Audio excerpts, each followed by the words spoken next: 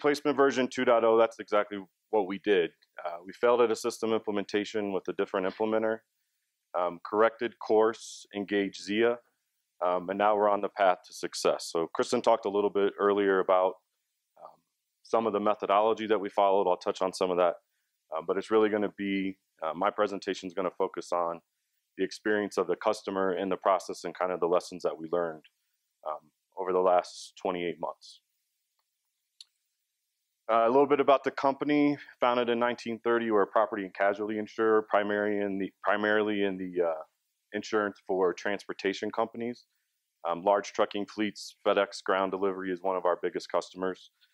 The most important thing on this slide is that we're headquartered in Carmel, Indiana, which is a suburb of Indianapolis, which also happens to be the home of Andrew Luck and the Indianapolis Colts. I probably won't be invited back to speak, but it was worth it. So imaging replacement version 1.0, before we talk about the future, as it were, we have to revisit the past. So we were already on a path to refresh our technology. We were focused on the core applications that run our business, so policy, billing, and claims. We had a roadmap to refresh our document capture and imaging platforms, but those were somewhat modern compared to what we had running our core business. Functionally, we were divided, actually organizationally divided by silo by product line. And over the years, we'd created mainframe applications to support those, but also siloed. So what we ended up with 30 years later were 6 different policy admin systems, 6 different claim systems, billing, and so on. So we made the decision to go with one core application per functional area of the company. We went through the whole process of buy versus build. We decided to go with a best of breed commercial off-the-shelf system approach. So we were in the process rolling out our billing and policy. Our good friends at Oracle had acquired our imaging platform. And not only did they acquire it, but 16 months later, they end-of-lifed it. And by the way, we're going to charge us what we refer to internally as a ransom for their new product. And then to sweeten the deal, they did not have a migration path for us. So at that point, our CIO decided, let's accelerate the development and implementation to replace our core systems for document capture and imaging. We got paired up with a VAR who turned out to be our system implementer for version 1.0, but we selected Ephesoft and Alfresco as the platforms for our future. All of our internal resources were solely focused on implementing policy, billing, and claims to run our core business. So we made two major, in hindsight, mistakes. One, we outsourced the management of the project to another third party locally that we had a relationship with. And then in hindsight, we selected the wrong system implementer. On our part, this was a very IT-centric project. We treated it that way. So limited scope. The goal was deliver exactly what they have today. You know, we're going to use new technology, but we're going to do things the exact same way that we've always done them. On the part of the system implementer, I think in hindsight, their issue in that was not challenging us. So what we ended up with was a 90% custom developed solution when our whole goal and one of our core principles of our system refresh was to leverage technology out of the box, configure it, and customize as little as possible. So what we really wanted was a 10% custom solution with 90% out of the box configuration and functionality. One of the big things that we had to do was migrate our content off of Oracle onto Alfresco. Our system implementer developed custom technology to do that. When we got down to the wire, we started running some performance metrics. We had 60 million images to migrate, and based on the performance metrics we got out of it, they were migrating about an image every 3 seconds. So we were looking at 10 months of 24-hour around-the-clock machine time to get this done. That's that is where the deal fell apart. We challenged them on that. The other issue that we had was, again, because we treated it as an IT-centric initiative, we involved the business a very little bit in the beginning just to get a sense for how they were using the existing technology. And then we came to them 10 months later and said, hey, take this and go run your business with it. And you imagine the answer we got. So low business adoption is actually an understatement. There was no business adoption. There was actually a revolt in the business area. They refused to use the system. And then with all that stuff, oh yeah, by the way, we're 10 months late on delivering. We have a system that, one, doesn't work, and two, our business hates. So ultimately that resulted in two things. One, our CIO unfortunately was terminated, and we initiated imaging replacement version 2.0. The way that came about, we were up for renewal on our maintenance with our prior VAR and system implementer. We knew we weren't going to spend any money with them. So we started looking around to see who else we could find, and we found this company called Zia out of Colorado that had been acknowledged by both Ephesoft and Alfresco. I made a call to Ryan in December of 2013. We had a few conversations, decided to sign our renewal with them, and then we kicked off the project. So a little bit about our Zia engagement. In 2014, that first quarter, we had John Solov come in and do a health check. So the question there was, did we pick the right applications to run our business on? How much of the work that the prior implementer did is worth saving? And can you figure out how to convert our images? So John came back and said, he spent a week with us digging through our code and spent some time with our architects and technical team, a few conversations with the business, and he came back and said, definitely the conversion stuff we can handle, throw that away. The other stuff might be salvageable, but you really need to think about how you want to impact your business with this and how you want to implement not just an imaging repository, but enterprise content management as a whole. So the short answer was, some of the stuff works, others doesn't work at all. And my real answer is, if I were doing this from the beginning, I wouldn't have done it this way. So Ryan, being the good sales guy he did, came back and was making almost daily phone calls asking me, when are we going to get started, when are we going to get started? My CIO had just been fired. I had been promoted into this role, and I wasn't going to screw it up. And we were, once bitten, twice shy. So we made a compromise eventually centered around proving that Zia could deliver the migration of the content. So we signed an SOW that said, if you migrate 10 million documents in 30 days, we'll talk about the rest of it. So Zia came in with some subject matter expertise. We brought in Simplify to do the image conversion, had a meeting of the minds, dug into the details. One thing that I really appreciated about Zia was they realized quickly in the first 2 days that they spent with us that they did not have Oracle expertise in-house. We had some, but it was all based on the historical way that we had done it. So they went out in the market and found somebody and brought them to the project team to deliver the content management. In the end of that proof of concept, we migrated 10 million documents in less than 7 days on non-peak hours. So that sealed the deal for the relationship of Zia and Baldwin Lyons. So the next phase of the project in the third quarter, we decided internally that we were going to start over. We realized we'd wasted money and time, but in order to deliver something to our business that they valued and appreciated and would actually adopt, we had to do it the right way.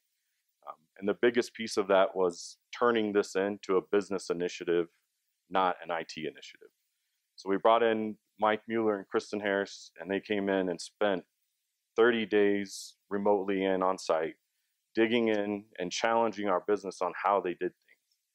And then they spent the next few weeks coming up with a proposal on how we would not just implement these systems and accomplish our goal of getting off the old system, but in the end, revolutionize the way that we do document capture and the way that we handle images internally. We came back with a proposal from Zia to implement. My boss was a little shy, to slightly put it. He's a very conservative man. So that the budget was extensive. We were going to change the way that we do business and really take a look at our processes internally. So Mike and Ryan came in town. We were sitting around the table, and this wasn't scripted. We had our presentation all baked. We're also doing an upgrade to ADP, and my boss just took over responsibility for human resources. And as fate would have it, Ryan mentioned that they were doing work with ADP, and my boss said, "Oh, are you involved in DocCloud?" And they, "Oh, yeah, DocCloud." And from that point on, Jim, my boss, heard nothing else other than DocCloud, sign the bill, and off and running we are. Ryan, oddly enough, visited our former CIO on the day he was terminated. He met him for the very first time on the day he was terminated. So Ryan goes down in history at Baldwin and Lyons. So once we got through all the paperwork, Q3, we started, actually Q4, we started a phased implementation of our claims migration. So we went through the sprints and requirements. We got the business involved. We just did a demo last week for our executive committee and our business sponsor and got raving reviews out of the work that was done out of the first 3 sprints. So we got approval to keep continuing with the project. We plan to deliver the first phase in Q1 of 2015. We'll complete our claims migration by the end of third quarter 2015, and then we'll start with the other lines of business. But the key, and Kristen pointed out on this, the iterative and agile approach that Zia takes, and constantly keeping not only the business, but the executive sponsors engaged in the process so they can actually see something tangible, has been a major key to the success. That and the executive involvement of the Zia folks interacting with our team as well. So the vision for version 2.0, I've touched on this a lot, and this I think will end up being the key to our success, is engaging the business. From a technical perspective, we want to leverage open standards and protocol again, use the things that are available in the systems out of the box that are industry standards so that we're not stuck with something custom at the end of the road. We had lots of conversations about what the single system of record was going to be. Brian and Mike came in along with some of the folks from Simplify, and we spent, I don't know, 8 hours in a conference room with them challenging me and picking my brain and going back and forth. And the current plan is to leverage Alfresco as a single system of record. And then, like Kristen pointed out on her demo earlier, her conversation, to point all the other systems at that and allow our end users to work in their native environment, but leverage all the back-end technology and benefits of Alfresco. Streamline business processes. Before this project kicked off, we would have told you, we've been doing imaging capture, document capture and imaging for 16 years. So everything we generate from a policy perspective gets automatically imaged. Everything that comes from the outside automatically gets imaged. Before we really took a look at this, we would have told you we're paperless.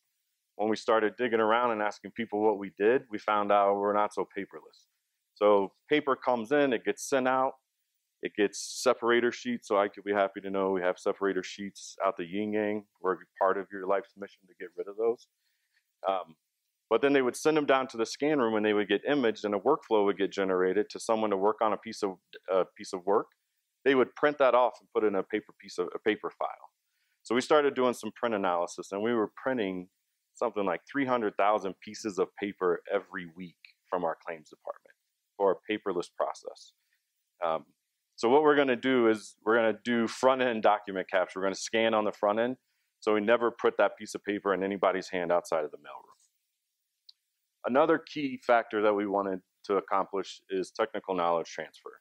So while the Zia guys are excellent at what they do, we're happy with them doing the implementation. At the end of this project, we don't want to be reliant on Zia to maintain and improve and enhance our systems.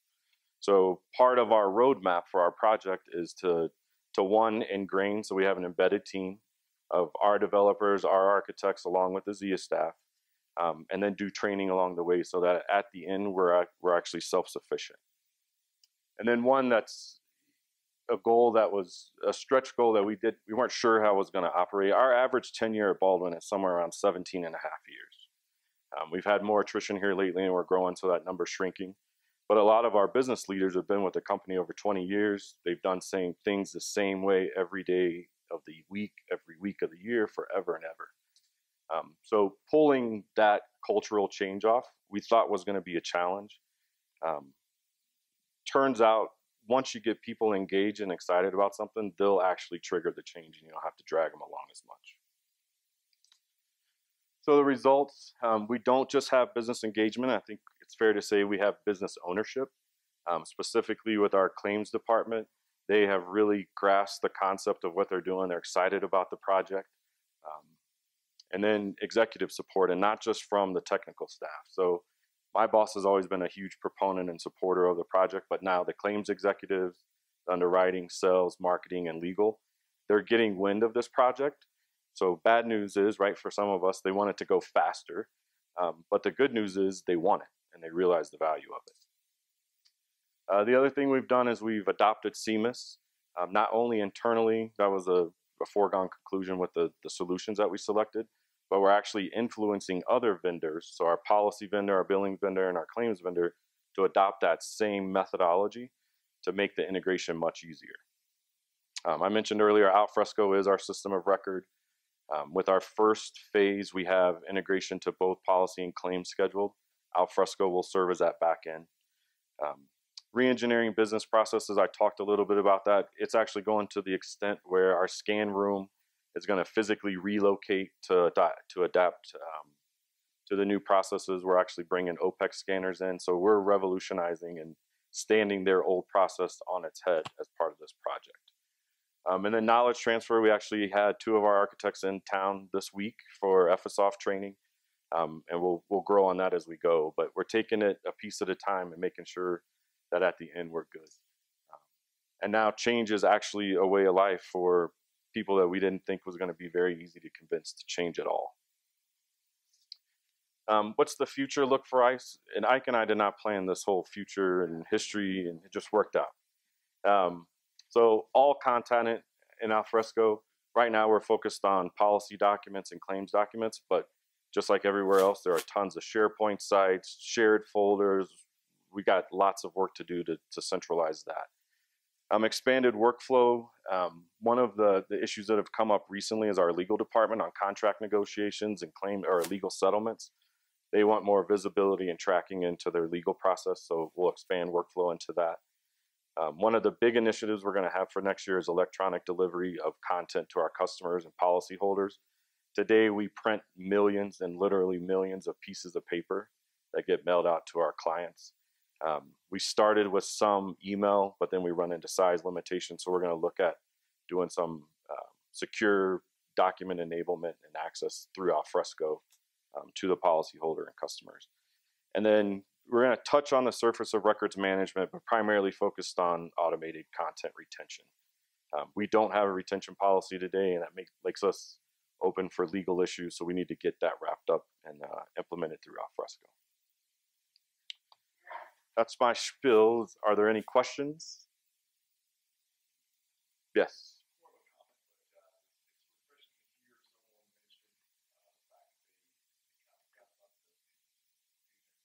Yep.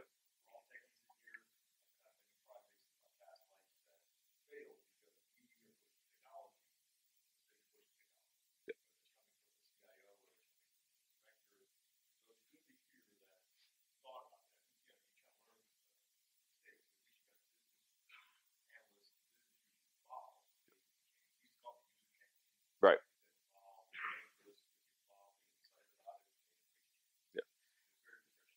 Yeah, we actually underestimate the user's interest and involvement, because we think, no, we're just upgrading the system. They're happy with what they have. If we give something equivalent to that, maybe a little better, they'll be thrilled. But what we found is that they're really open to change, and they'll inspire it once you open the door for them, and they'll actually inspire it.